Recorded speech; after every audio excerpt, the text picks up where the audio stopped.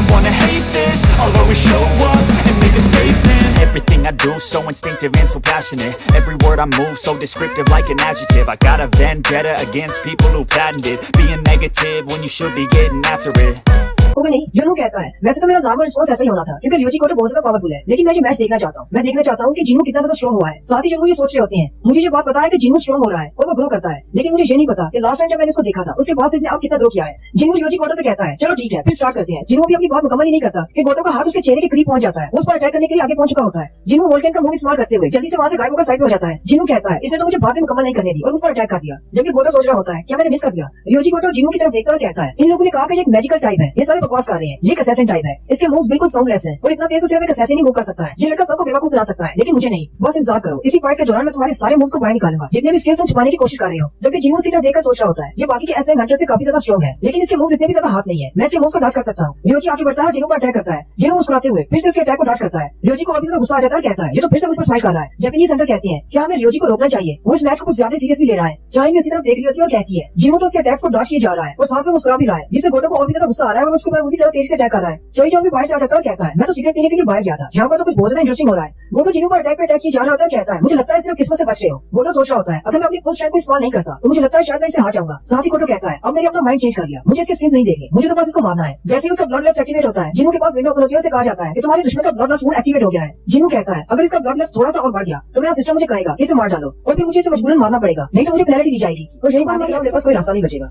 गोटो बड़ी स्पीड के साथ जिन्नू पर अटैक करता है, लेकिन जिन्नू जल्दी से उसके हाथ को पकड़ लेता है बजाय उसकी कलाई को पकड़ने की और साथ ही मुस्कुरा रहा होता है। जिन्नू गोटो से कहता है अगर मैं थोड़ा सा भी स्लो होता तो तुमने तो मेरी आंखें निकाल दी थी। गोटो भी जिन्नू की तरफ देखकर हैरान होता है, कहता है इसने मेरी रिस्ट को क्यों नहीं पकड़ा, इसने मेरे हाथ को क्यों पकड़ा है, अगर जब मेरी कलाई को पकड़ता तो ये मैच खत्म हो जाता और ये जीत जाता। जिन्नू हंसते हुए उससे कहता है मैंने तुम्हारे हाथ को इसलिए पकड़ा है क्योंकि मैं भी नहीं चाहता कि ये मैच खत्म हो और मैं अच्छी तरह से जानता हूँ कि तुम भी इस मैच को इस तरह खत्म नहीं करना चाहते। साथ ही वो दोनों बहुत ज्यादा गुस्सा हो जाते हैं और अपनी पावर्स को रिलीज करते हैं। उनकी पावर्स को रिलीज होते देखकर जिन्नू और चाई में बहुत ज्यादा हैरान हो जाते हैं। जिन्नू और गोटो अपनी फुल पावर्स के साथ जैसे आगे बढ़कर फाइट करने लगते हैं उसी वक्त उनके अपने अपने साथी आगे बढ़ते हैं, उनको पकड़ लेते हैं। जिन्नू को चाई में जुनू ने पकड़ रखा होता है, जबकि गोटो को उसके गेट के मध्य पकड़ लेते हैं। जबकि गोटो की गेट का एक हंटर उन दोनों के दरमियान आइस के बड़े बड़े क्रिस्टल बना देता है ताकि वो एक दूसरे तक न पहुंच सके। व्हाइट आर्कर गेट के मास्टर जिन्नू से कहते हैं हमें इस मैच को यहीं पर खत्म करना होगा, 4 दिन बाद इस बंदे ने हमारी रेड को लीड करना है जो कि जेजू आइलैंड पर जाने वाली है। अगर तुमने इसको जमीन कर दिया तो फिर हम क्या करेंगे। जिन्नू जल्दी से हानिकावा से कहते हैं अपने मास्टर को बोलो इस मैच को यहीं पर खत्म कर दे, हमारी आज की प्रैक्टिस सेशन यहीं पर खत्म होगा। हानिकावा से कहती है ठीक है मैं भी कहती हूँ। जिन्नू भी थोड़ा सा शांत हो जाता है। जिन्नू से कहते हैं क्या मैं इंटरव्यू तो नहीं कर रहा। जिन्नू कहता है नहीं कोई बात नहीं तुमने ठीक किया। माधुम जिन्नू से कहती है तुम तो काफी ज्यादा अमेजिंग हो, तुम तो गोटो के साथ टो फाइट कर रहे थे, तुम तो वाकई में ऐसे बनाने के लायक हो। माधुम आगे बढ़ते हैं और जिन्नू से कहती है तुम्हारी बॉडी तो बहुत ज्यादा हार्ड है, मेरे पास बहुत सारे मैजिशियंस हैं, अगर तुमने अभी तक किसी गिल्ड को ज्वाइन नहीं किया तो मेरे गिल्ड में आ जाओ, मुझे तुम्हारे जैसे असैसिन की जरूरत है। उसी वक्त ऊपर से चोई बोलता है कहता है मास्टर माधुम ये एक मैजिक टाइप हंटर है, कोई असैसिन नहीं है। माधुम जी सुनकर और भी ज्यादा हैरान हो जाती है। जिन्नू सोच रहा होता है अब तो मुझे सबका पता चल चुका है कि यहाँ पर जितने भी एस रैंक के हंटर्स हैं उनकी स्ट्रेंथ कितनी है और साथ ही वो कहता है मुझे एक और बात का पता चला है यहाँ पर जितने भी हाई लेवल के एस रैंक के हंटर्स हैं उनको अभी तक ये नहीं पता चला कि उनके शैडोज में मेरे शैडोज हैं, यानी उनके शैडोज में मेरे शैडो सोल्जर्स हैं, लेकिन अभी तक उनको सेंस नहीं कर पाए। जिन्नू कहता है चलो बाकी सबकी तो है गोटो र्योजी भी अभी तक सेंस नहीं कर पाया कि उसके शैडो में मेरे शैडो सोल्जर्स छुपे हुए हैं। जिन्नू चेयरमैन गानी से कहता है आपने मुझसे पूछा था कि क्या मैं जेजू आइलैंड की रेड में हिस्सा लेना चाहता हूँ या नहीं, तो मैं अभी आपको अपना फैसला सुनाता हूँ। यहाँ पर जिन्नू के फैसले के बारे में नहीं बताते, लेकिन जिन्नू के साथ रेड में नहीं जा रहा, जबकि उसी वक्त र्योजी गोटो का चेहरा दिखाते हैं जो कि पसीने से तरबतर होता है और बहुत ज्यादा परेशान होता है क्योंकि उसने जिन्नू की पावर्स देखी है। नेक्स्ट सीन में से व्हाइट टाइगर की बिल्डिंग का होता है। मास्टर जिन्नू अभी भी अपने ऑफिस में बैठे होते हैं और यही सोच रहे होते हैं क्या ये वाकई में पॉसिबल है कि कोई ऐसा हंटर जो कि मुसलसल ग्रो करता है। जिन्नू को डबल वेक नहीं मिली है लेकिन वो ग्रो करता जा रहा है। लास्ट टाइम जब उससे मिला था उसकी स्ट्रेंथ उससे भी बढ़ चुकी है। मास्टर जिन्नू कहते हैं मुझे नहीं लगता कि उसकी प्राइस क्या होगी क्योंकि वो बहुत ज्यादा पावरफुल है, मैं तो उसे अपने हंटर टीम में लाना चाहता था लेकिन ये नामुमकिन लगता है। मुझे लगता है शायद मुझे अपने प्लान बी को इनिशिएट करना होगा। वो जल्दी से अपने मोबाइल में देखते हैं जेजू आइलैंड पर जाने वाले हंटर्स की लिस्ट जारी की जाती है, लेकिन मास्टर जिन्नू ये देखकर बहुत ज्यादा हैरान हो जाते हैं क्योंकि उस लिस्ट में जिन्नू का नाम नहीं होता। इसका मतलब यह है कि जिन्नू के साथ जेजू आइलैंड की रेड पर नहीं जाने वाला। र्योजी कोटो अपने गिल्ड के 11वें एस रैंक के हंटर्स को कॉल करता है और कहता है हमने जितना सोचा था यहाँ के एस रैंक के हंटर्स उससे भी ज्यादा पावरफुल है। वो लगता है कि सारे एस रैंक के हंटर्स पावरफुल नहीं है, लेकिन एक है जो कि बहुत ज्यादा पावरफुल है, उसका नाम सन जिंगू है और उसे अभी भी रीवेक नहीं मिली है और वो एक एस रैंक का हंटर है। सुकीमोटो से कहते हैं लेकिन ये तो बहुत ही अजीब बात है, मेरे पास जो हंटर्स की लिस्ट आई है उसमें किसी सन जिंगू का नाम नहीं है। र्योजी कोटो से कहता है किस लिस्ट की बात कर रहे हो। सुकीमोटो से कहता है मैं उस लिस्ट की बात कर रहा हूँ, उन सारे हंटर्स की लिस्ट जो कि जेजू आइलैंड की रेड में हिस्सा लेने वाले हैं। कोरिया की तरफ से सिर्फ 6 हंटर हिस्सा लेंगे, उस लिस्ट में कहीं भी सन जिंगू का नाम नहीं है। र्योजी कोटो से कहते हैं लेकिन ऐसा कैसे हो सकता है, चेयरमैन गोगानी को उसे साथ भेजना चाहिए। सुकीमोटो से कहते हैं कोई बात नहीं, वैसे भी हमारे पास 16 एस रैंक के हंटर्स हैं, कोई मुश्किल नहीं होगी, तुम लोग बस वहाँ पर जाने की तैयारी करो। नेक्स्ट सीन जेजू आइलैंड का होता है जहाँ पर चिड़ियों के नेस्ट के अंदर दिखाया जाता है। चिड़ियों की क्वीन कह रही होती है हमें इस आइलैंड को छोड़ना होगा, यहाँ पर मेरे बच्चों के लिए ज्यादा खाना नहीं है, मेरे बच्चों ने अब एक दूसरे को खाना शुरू कर दिया है, यहाँ पर मेरे बच्चों के लिए बिल्कुल भी खाना नहीं बचा, हमें यहाँ से बाहर निकलना होगा। ऐसा है कब तक चलेगा, मुझे एक स्ट्रॉन्ग सोल्जर की जरूरत है। वहीं पर उसके बहुत सारे एग्स में से एक बड़ा सा एग होता है जिसके अंदर एक बड़ी सी चूटी होती है। क्वीन उस एग की तरफ देख रही होती है और कहती है मुझे एक अल्टीमेट सोल्जर की जरूरत है जो कि मेरे बच्चों को लीड कर सके। अगर मेरे बच्चों को यहाँ पर जिंदा रहना है तो हमें इंसानों के दिल में होप पैदा करना होगा, हमें उन्हें ड्रा कर रखना होगा, वरना हमें मारने के लिए फिर से आएंगे, जैसे कि वो हर बार आते हैं। हमें बहुत ज्यादा स्ट्रॉन्ग बनना होगा और उसी वक्त दिखाते हैं उस बड़े से एग में से चींटी बाहर निकलती है और वो अपनी पावर को रिलीज करती है, जो कि बहुत ज्यादा पावरफुल है। नेक्स्ट सीन जिन्हों के अपार्टमेंट का होता है। जिन्हों अपनी मोम को लेकर घर पर आता है। जिन्हों क्योंकि काफी दिन तक डीमन कासल में था, इसलिए पूरा घर गंदा हो चुका होता है, क्योंकि जिन्होंने बिल्कुल भी सफाई नहीं की होती। मोम से देखकर बहुत ज्यादा हैरान हो जाती है और कहती है 4 साल की नींद के बाद घर पर आकर सफाई करना अच्छा लगेगा मुझे। मोम मस्ती से कहती है चलो हम सब लोग मिलकर सफाई करते हैं। इन तीनों सफाई करना शुरू कर देते हैं। मोम उनसे कहती है हमारा घर तो काफी ज्यादा पुराना हो चुका है, हर जगह से गंदा हुआ पड़ा है। जिन्हों उनसे कहता है जब से हम लोग बच्चे हैं तब से हम लोग इसी घर में रह रहे हैं, इसलिए ये ऐसा है। साथ ही जिन्हों की मोम जिन्हों से कहती है जब मैं 4 साल तक सो रही थी, क्या इस दौरान तुम्हें अपने पापा के बारे में कुछ पता चला? वो थोड़ा सा उदास हो जाता है। मोम से कहता है नहीं, मुझे पापा के बारे में कुछ भी नहीं पता चला। जिन्हों साथ ही सोच रहा होता है अगर मोम को इस बारे में पता चल जाए कि मैं भी एक हंटर हूँ और अपने डैड की तरह का काम कर रहा हूँ, तो क्या मोम उसके लिए भी बहुत ज्यादा उदास हो जाएंगी। जिन्हों कहता है हम लोग सिर्फ अपने डैड की वजह से घर को छोड़कर नहीं जा रहे, यहाँ पर हमारे डैड भी बहुत सारी जाती है। हालांकि मैं एक ऐसे का हंटर हूँ, मैं इतना ज्यादा पैसा कमाता हूँ कि मैं अपने लिए नया घर खरीद सकता हूँ। हम लोग इसी घर में रुकना चाहते हैं क्योंकि मोम को लगता है कि डैड इसी घर में वापस आएंगे। साथ ही जिन्हों कहता है इसलिए मैं जेजू आइलैंड की रेट पर नहीं गया, क्योंकि मेरी मोम अभी भी जाती है और उन्हें मेरी जरूरत है, मैं इस घर को छोड़कर नहीं जा सकता। जिन्हों कहता है हालांकि जेजू आइलैंड पर एंड्स बहुत ज्यादा म्यूटेंट होती जा रही है और उनकी एवोल्यूशन बढ़ती जा रही है। कोरिया ने वहाँ पर 3 रेस दी थी और तीनों रेस के दौरान उन्हें मुख्य तरह की चिड़िया मिली थी। पहली जनरेशन अलग थी, जबकि दूसरी उससे भी अलग और तीसरी उससे भी ज्यादा इवॉल्व थी। क्योंकि रेस शुरू होने में ज्यादा वक्त नहीं है, इसलिए टीवी पर सिर्फ यही न्यूज चल रही है। उन चिड़िया के बारे में बताया जा रहा है कि वो चिड़िया कितनी ज्यादा पावरफुल है। जिन्हों अपने मोबाइल पर सोशल मीडिया को चेक करता है तो जिन्हों के बारे में बहुत सारे कमेंट्स होते हैं, क्योंकि जिन्हों इस रेट को ज्वाइन नहीं कर रहा, इसलिए बहुत सारे लोगों के दिल में सवाल होता है अरे जिन्हों इस रेट को क्यों ज्वाइन नहीं कर रहा? क्या उसमें बहुत ज्यादा एटीट्यूड है कि वो इस रेट को ज्वाइन नहीं करना चाहता क्योंकि वो इस रेट को मामूली समझ रहा है, या फिर वो वाकई में ऐसा का हंटर है ही नहीं, वो अभी भी वीकेस्ट हंटर है, वो की रैंक का हंटर है, इसलिए वो डरकर भाग गया है। जिन्हों गली में चलता हुआ जा रहा होता है कहता है मुझे इन सारे हेट कमेंट से कोई फर्क नहीं पड़ता, लेकिन पता नहीं जिन्हों क्या रिएक्ट करेगी। उसी वक्त जिन्हों को जिन्हों की कॉल आती है। जिन्हों से पूछता है क्या तुम अभी भी होटल में रह रहे हो? जिन्हों से कहता है नहीं, मैंने अपनी मॉम को कॉल की थी और मेरी मॉम ने मेरे रहने के लिए एक प्लेस का अरेंज किया है और हम लोग इसी जगह को अपना ऑफिस बनाएंगे, अगर तुम देखना चाहो तो आकर देख सकते हो। जिन्हों जल्दी से उस जगह पर चला जाता है। जिन्हों से कहता है अगर हम अपना गिल्ड स्टार्ट करने वाले हैं तो हमें एक ऑफिस की जरूरत पड़ेगी और ये वाली जगह तो आपके घर से भी ज्यादा दूर नहीं है। जिन्हों से कहता है ये कुछ ज्यादा बड़ी नहीं, सिर्फ हम दोनों के लिए। जिन्हों से कहता है सिर्फ हम दो लोग नहीं है, एक गिल्ड शुरू करने के लिए हमें 3 लोगों की जरूरत है। जिन्हों कहता है इसका मतलब हमें एक और हंटर को रिक्रूट करना होगा। साथ ही जिन्हों सोच रहा होता है मेरे पास एक हंटर है जो कि इस पोजीशन के लिए बिल्कुल परफेक्ट रहेगा। साथ ही जिन्हों से कहता है एक और बात है जो मुझे तुमसे करनी है, एक फॉरनर हंटर है जो तुमसे मिलना चाहता है। जिन्हों से कहता है वो कौन है? यो जिन्हों अपनी जेब से उसका कार्ड निकालकर कहता है वो 17 सितंबर तक यहीं पर रुका हुआ है, वो तुमसे मिलना चाहता है। जिन्हों जैसे जिन्हों के हाथ से बिजनेस कार्ड लेने लगता है उसी वक्त उसे कुछ महसूस होता है और जिन्हों जल्दी से अपनी शैडो एक्सचेंज स्किल को इस्तेमाल करते हुए अपनी गली में चला जाता है। ये देखकर जिन्हों बहुत ज्यादा हैरान हो जाता है क्योंकि जिन्हों के सामने एक शैडो सोल्जर खड़ा होता है, जबकि जिन्हों उस शैडो सोल्जर की जगह पर चला जाता है। उसी वक्त गली का सीन दिखाते हैं। एक पागल हंटर एक लड़की के गले में चाकू लाकर खड़ा होता है और उस लड़की से कहता है अगर तुम चलाई तो यहीं पर मरेगी। मुझे पता है कि इस गली में कितने ज्यादा लोग मरे हैं। वो लड़की आगे से रो रही होती है और कहती है प्लीज मुझे छोड़ दो। वो हंटर से कहता है मुझे ये नेबरहुड बहुत ज्यादा पसंद है क्योंकि यहाँ पर किसी को भी मार दो किसी को फर्क नहीं पड़ता। उसी वक्त जिन्हों उसके पीछे खड़ा होता है उसे कहता है मुझे भी ये नेबरहुड बहुत ज्यादा पसंद है, लेकिन मुझे समझ नहीं आ रही तुम ये सब कुछ कर क्यों रहे हो। वो हंटर पीछे की तरफ घूमता है और जिन्हों से कहता है अब क्या तुम मुझे यहाँ पर लेक्चर देने के लिए आया है? मेरे पास कोई भी रीजन नहीं है, मुझे बस ये करना पसंद है, मैं तो मजे के लिए सब कुछ करता हूँ। और साथ ही वो जिन्हों को अटैक करने के लिए आगे बढ़ता है और जिन्हों के कंधे पर हाथ आके कहता है जब भी मैं अपने आप से किसी कमजोर चीज को देखता हूँ तो मेरा दिल करता है कि उसको मार डालूं। लेकिन जिन्हों उसे कहता है मुझे तुम्हारी बात की समझ आ रही है। वो हंटर बहुत ज्यादा घबरा जाता है क्योंकि अपना नाइफ उसे जिन्हों के सीने पर लगाया होता है, लेकिन वो अंदर दर्द ही नहीं रहा होता। जिन्हों की बॉडी इतनी ज्यादा हार्ड है उसे अगर पलक झपकने की स्पीड में जिन्हों उसी के नाइफ से उसकी बॉडी में बहुत सारे कट लगाता है, जबकि उसके पांव के टेंडन को भी काट देता है। वो नीचे गिरकर चिल्लाना शुरू कर देता है।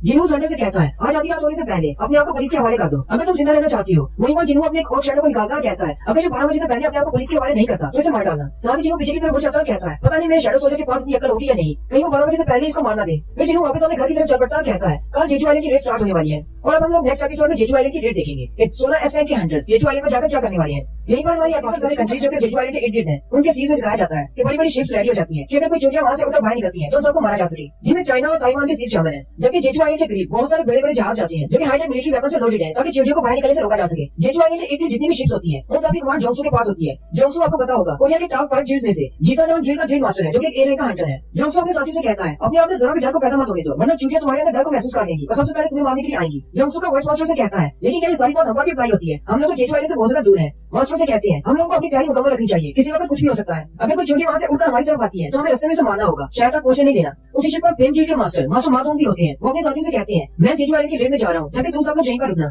और बाहर निकलने वाली चोटियों को मार डालना। माधोन का वाइस मास्टर कहता है लेकिन मैं यहाँ पर क्या करूंगा, ये सारा एरिया तो नाइट से संभाल रखा है। मास्टर माधोन से कहते हैं तुम काफी ज्यादा टैलेंटेड हो, तुम इन सबको कॉम्बैट की ट्रेनिंग दे सकती हो क्योंकि वो सारे तो टेक नाइट्स है।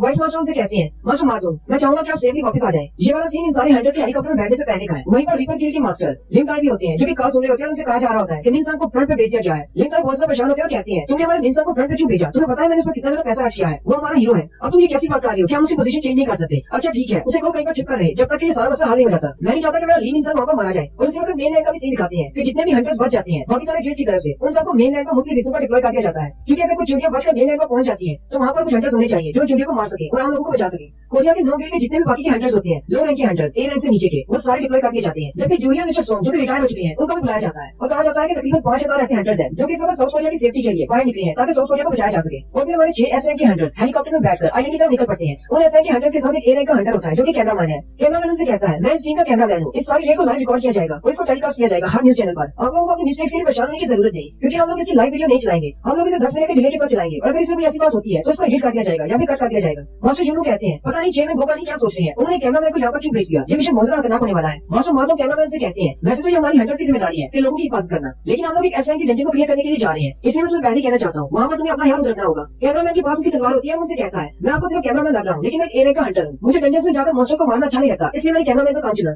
कैमरामैन से कहता है एक हंटर होना मेरी साइड जॉब है, वैसे मैं कैमरामैन का काम करता हूँ, मैंने बहुत सारी डेंजर्स के अंदर इस तरह की वीडियोस बनाई है, ये मेरी पहली बार नहीं है, लेकिन हाँ एस रैंक की डेंजर में ये मेरा पहली बार है। मास्टर मार्लो मुझे कहते हैं तुम्हें परेशान होने की जरूरत नहीं, चेयरमैन गोकानी ने तुम्हें इसलिए यहाँ पर भेजा है क्योंकि उन्हें यकीन है कि उनका प्लान जरूर काम करेगा और किसी की भी जान नहीं जाएगी। कैमरामैन से कहता है आपका बहुत बहुत शुक्रिया मेरी हौसला अफजाई करने के लिए। मास्टर मार्लो कहते हैं हमारे आईलैंड के लोग पहली बार एस रैंक की डेंजर को क्लियर होते हुए देखेंगे और एस रैंक के हंटर्स को फाइट करते हुए, और शायद से उनकी आखिरी बार भी हो सकता है। 3 बार जेचू आईलैंड को क्लियर न करने की वजह से लोगों में बहुत ज्यादा गुस्सा है इन चींटियों के खिलाफ, वो भी इन चींटियों को अपनी आंखों से बढ़ता हुआ देखना चाहती है। मास्टर यूनू कहते हैं अगर हम लोग इस बार जेचू आईलैंड को क्लियर नहीं कर पाए तो इसका मतलब ये होगा साउथ कोरिया का एंड आ चुका है। लेकिन मुझे एक बात की समझ नहीं आई, वो ब्यांगू की तरफ देखकर कहती है तुम यहाँ पर क्या कर रही हो, तुम तो रिटायर हो चुके हो। ब्यांगू यूनू से कहता है मुझे पता है कि तुम पागलों की तरह सीधे आगे भाग जाओगे, अगर मैं वहाँ पर तुम्हें हील करने के लिए नहीं होगा तो सबसे पहले तुम ही मरोगे। यूनू चिल्लाकर से कहती है क्या मैं तुम्हें कोई बेवकूफ नजर आता हूँ। चाई माँ से यूनू से पूछती है क्या आपको संजीव के बारे में पता है। यूनू से कहते हैं नहीं मुझे नहीं पता, लेकिन तुमने क्यों पूछा। चाई कहती है बस ऐसे ही। माँ तो नीचे की तरफ देखते हुए कहती है हम लोग आईलैंड के ऊपर पहुंच चुके हैं। उसी वक्त आईलैंड का सीन दिखाते हैं, रियोची मोटो की टीम पहले से वहाँ पर पहुंच चुकी होती है और वो चारों तरफ फैल चुकी होती है। वो जेचू आईलैंड के टाउन में खड़ी होती है जो कि बिल्कुल सुनसान होता है, उनको वहाँ पर चींटियों की डेड बॉडीज मिलती है। रियोची मोटो कहती है मुझे लगता है कि इनके दरमियान कोई प्रेडेटर है जो कि अपने आप को खाना शुरू कर दिया है इन्होंने। मोटो की टीम 4 हिस्सों में तकसीम होती है जिनके नाम अल्फा, ब्रेवो, चार्ली और डेल्टा होते हैं और वो आईलैंड की चारों तरफ होते हैं।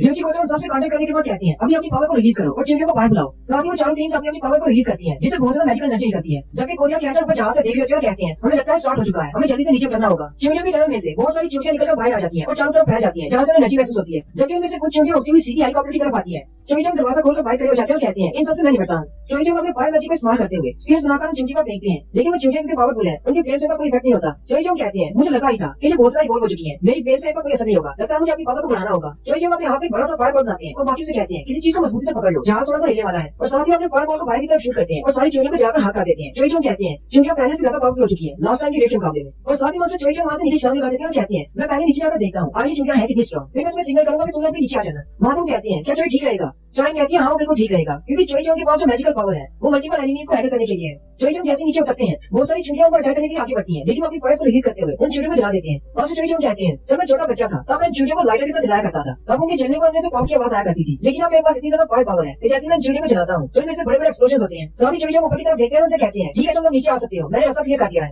मास्टर माधव कहते हैं हमारा प्लान बाकी प्लान से कैसे मुख्तलिफ है, हम लोग टनल के अंदर जाएंगे और वहीं पर फंस जाएंगे और क्वीन के हाथों मारे जाएंगे। जैपनीज हंटर सिर्फ 1 घंटे का चींटियों को बाहर रख सकते हैं, इसी टाइम के दौरान हमें टनल के अंदर जाना होगा और क्वीन को ढूंढकर मारना होगा, वरना चींटी के वापस आने पर हम लोग बच नहीं पाएंगे। और साथ ही वो सारे रेडी हो जाती है और जहाज से नीचे छलांग लगा देती है। उसी वक्त एक शिप में दिखाते हैं सुकीमोटो रेजी जो कि जापानीज का 11वां एस रैंक का हंटर है, वो एक जहाज में होता है और अपने लोगों से कहता है सिग्नल चैनिंग का काम शुरू करो। फिर वो अपने सैटेलाइट की मदद से सिग्नल चैनिंग का काम स्टार्ट कर देते हैं, जिससे चींटी की सिग्नल चैनिंग खत्म हो जाती है और वो क्वीन से रब्ता नहीं कर सकती। आईलैंड पर जापानीज की टीम चींटियों से फाइट कर रही होती है। एक लड़की कुमामोटो से कहती है तुम्हें अपनी ड्यूअल पर्सनालिटी के बिना इनसे फाइट करना होगी, वरना तुम यहीं पर मारे जाओगे। जबकि उनकी दूसरी टीम का सीन दिखाते हैं जहाँ पर एक हीलर लड़की दूसरे हंटर से कहती है हम लोग ने तो कितनी चींटियों को मार डाला है, अगर हम लोग ऐसी चींटियों को मारते रहे तो हम लोग उनसे पहले स्टेज को क्लियर कर लेंगे। आज कोरियन टीम कर क्या रही है। साथ ही वो कैंसो के बारे में पूछते हैं कैंसो कहाँ पर है, वो लड़की कहती है उसे फाइट करना पसंद है, इसलिए वो चींटियों में टकराई करने के लिए गया है। कैंसो को दिखाते हैं जो कि फाइट में एंजॉय कर रहा होता है और चींटियों को मार रहा होता है। जापानीज की डेल्टा टीम टनल के बहुत करीब होती है, उन्हें धमाके की आवाज आती है, वो कहते हैं शायद चोईजोंग ने फायर स्टार्ट कर दिया है। कोरियन टीम टनल के अंदर दाई होने वाली है। काई से कहता है मेरा आइस मैजिक और उसका फ्लेम मैजिक, तुम्हें क्या लगता है कि हम दोनों के अंदर फाइट हो तो कौन जीतेगा। चोईजोंग ने अपनी मैजिकल पावर्स का इस्तेमाल करते हुए टनल के ऊपर एक फायर नेट बनाया होता है ताकि चींटियां ऊपर के रास्ते से नीचे ना आ सके। वो सारे लोग उस टनल के अंदर चले जाते हैं। चोईजोंग उनसे कहता है मेरे फायर मैजिक के नेट को बी रैंक से नीचे की जितनी भी चींटियां होंगी वो पार नहीं कर पाएंगी, लेकिन इससे पावरफुल चींटियां इसको तोड़कर अंदर आ सकती हैं। सारी चोईजोंग नीचे बैठ जाता है और कहता है मुझे एंट्रेंस के लिए सर्च करना होगा, चलो देखते हैं क्वीन कौन सी केव में है। चोईजोंग अपने पास से बहुत सारे फायर बॉल्स क्लियर करता है और उन्हें सारी केव्स के अंदर छोड़ देता है। उसके फायर बॉल्स जैसे केव्स के अंदर जाते हैं वो दूसरी वाली केव से बाहर निकल आते हैं, यानी वो सारे एक केव से दाई होकर दूसरी केव से बाहर आ जाते हैं। चोईजोंग उनसे कहता है चींटियों की सारी टनल्स बेस की तरह है, अगर हम लोग यहाँ पर चलते रहे तो पता नहीं भटक जाएंगे या फिर वापस इस जगह पर पहुंच जाएंगे और हमें क्वीन कभी भी नहीं मिलेगी। उसी वक्त उनके सामने केव होती है जिसके अंदर फायर बॉल नहीं जा रहा होता। चोईजोंग कहता है मुझे लगता है कि क्वीन इसी टनल में है, हमें इसी टनल में जाना होगा। यूनू चोईजोंग की तरफ देखते हुए कहती है ये तो वाकई में एक रिलायबल टीममेट है। चोईजोंग उनसे कहता है चलो फिर टनल के अंदर चले। उसी वक्त मेनलैंड का एक सीन दिखाते हैं जिन्हों अपनी डेली क्वेस्ट को पूरा कर रहा होता है, उसने 10 किलोमीटर की दौड़ कंप्लीट की होती है। जिन्हों जिस पार्क में खड़ा होता है कहता है यहाँ पर वैसे तो बहुत सारे लोग होते हैं लेकिन आज यहाँ पर कोई भी नहीं है, लगता है जेचू आइलैंड की रेड स्टार्ट हो चुकी है और वो सारे लोग जेचू आइलैंड की रेड देखने बैठे हैं। जिन्हों कहता है कोरिया की और जापान के एसआई की एंट्रेस बाकी बहुत ज्यादा स्ट्रॉन्ग है, इसलिए मुझे स्लेट को देखने का कोई शौक नहीं। अगर मैं उनके साथ नहीं भी गया तो कोई बात नहीं, मुझे लगता है कि वो सारे मेरे स्ट्रॉन्ग तो है जो स्लेट को कंप्लीट कर सकते हैं। साथ ही जिन कहता है लेकिन अगर कुछ बुरा हो गया तो भी मैं कुछ नहीं कह सकता कि उनके साथ क्या होगा। मैं यही पहले नहीं देखी, जबकि रिपर गिल्ड के मास्टर लिंडा से कहती है मुझे लगता है शायद ये क्वीन के रॉयल गार्ड्स होंगे, लेकिन ये रॉयल गार्ड है फिर भी ये बहुत ज्यादा कमजोर है। जरा इनकी आंखों की तरफ देखो, अंधेरे में इस तरह की आंखें बहुत ज्यादा काम आती है। मुझे लगता है इसे टनल को गार्ड करने के लिए ये रॉयल गार्ड्स नहीं है। लिंडा से कहती है अगर ये रॉयल गार्ड्स नहीं है तो फिर तो इनको मारना हमारे लिए कोई मुश्किल नहीं। ब्यांगो जुनू से कहता है क्या तुम्हें वाकई में लगता है कि क्वीन यहीं पर होगी, क्योंकि हिस्ट्री में बहुत सारे ऐसे केसेस हैं जहाँ पर किंग या क्वीन अपने लोगों को छोड़कर भाग जाती है जब भी मुश्किल आती है। जुनू से कहता है ये सारी तो बेवकूफ चूटियां हैं, इनको क्या पता कि कैसे भागना है, और वैसे भी एक आइलैंड है वो भागकर कहाँ जाएंगे। जबकि उनका कैमरामैन सोच रहा होता है यहाँ पर तो बहुत सारा अंधेरा है, क्या मेरा कैमरा सब कुछ रिकॉर्ड करेगा या नहीं, क्या पता एसोसिएशन वालों ने मुझे कुछ अच्छा कहना दिया हो। फिर वो आगे चलना शुरू करते हैं। जैसे वो थोड़ा सा आगे जाते हैं और आगे जाकर एक बड़ा सा रूम बन जाती है जहाँ पर चींटियों के अंडे रखे होते हैं। जो जो अपने फायर मैजिक से लाइट चलाते हैं कहते हैं यहाँ पर तो बेशुमार अंडे पड़े हुए हैं। वो कहते हैं अगर अंडे यहाँ पर है तो इसका मतलब कोई भी यहीं आसपास होगी। जो कहते हैं मुझे लगता है कि वो चींटियां जिनका सामना हमने पहले किया वही लड्डू के रखवाले थे, मैं अभी सारे लड्डू को चला देता हूँ। चाइन जो से कहती है जरा एक मिनट रुको, वहाँ सामने देखो एक बड़ा सा अंडा पड़ा हुआ है और वो पूछ चुका है। ब्यांगो उसकी तरफ देखकर घबरा जाता कहता है ये किसी चींटी का अंडा नहीं हो सकता, चींटियों के अंडे तो छोटे हैं, या तो